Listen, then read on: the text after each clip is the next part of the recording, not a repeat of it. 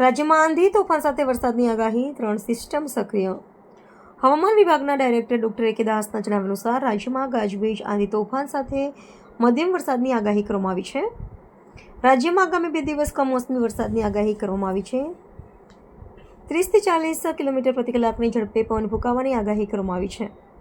2 cyclonic circulation, western disturbance, વરસાદી trough સહિત થતા રાજ્યમાં કમોસમી વરસાદની આગાહી કરવામાં આવી છે. અમદાવાદમાં વાદળછાયું વાતાવરણ રહેવાની આગાહી કરવામાં આવી છે. છેલ્લા 24 કલાકમાં અમદાવાદમાં 37 ડિગ્રી સેલ્સિયસ મહત્તમ તાપમાન નોંધાયું હતું. આગામી 2 દિવસ તાપમાન 2 થી 3 ડિગ્રી ઘટવાની આગાહી કરવામાં આવી છે. લાલપુર તાલુકાના ગ્રામ્ય વિસ્તારોમાં બપોર બાદ અચાનક આકાશમાં કાળા ડિબાંગ વાદળો ચડી આવ્યા હતા અને જોતજોતામાં ભારે પવન સાથે વરસાદ શરૂ થયો હતો. અનેક સ્થળોએ વરસાદની સાથે કરા પણ પડ્યા હતા, જેનાથી રસ્તાઓ પર સફેદ ચાદર પથરાઈ ગઈ હોય એવા દ્રશ્યો સર્જાયા હતા. મોટી વેરાવળ સહિતના પંથકમાં માવઠાને કારણે માર્ગો પર પાણી ફરી વળ્યા હતા. જામનગરના લાલપુર પંથકમાં કરા સાથે વરસાદ. જામનગર જિલ્લાના વાતાવરણમાં આજે અચાનક પલટો આવ્યો છે.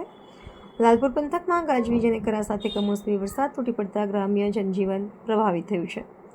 ખાસ કરીને મોટી વેરાવળ અને આસપાસના વિસ્તારોમાં ધોધમાર વરસાદને કારણે ખેતીના પાકને ભારે નુકસાન જવાની ભીતિ સેવાઈ રહી છે.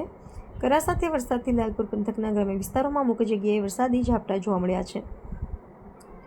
લાલપુર પંથકમાં કરા સાથે પડેલા વરસાદને કારણે રસ્તાઓ પર સફેદ ચાદર પથરાઈ ગઈ હોય એવા દ્રશ્યો સર્જાયા હતા. ખેડૂતોના પાકને નુકસાન થવાની ભીતિ સેવાઈ રહી છે. હવામાન વિભાગના ડાયરેક્ટર ડોક્ટર એ કે દાસે જણાવ્યું કે સાયક્લોનિક સર્ક્યુલેશન અને વેસ્ટર્ન ડિસ્ટર્બન્સના કારણે રાજ્યમાં આગામી 2 દિવસ કમોસમી વરસાદ સાથે 30 થી 40 પ્રતિ કિલોમીટર કલાકની ઝડપે પવન ફૂંકાવાની આગાહી છે.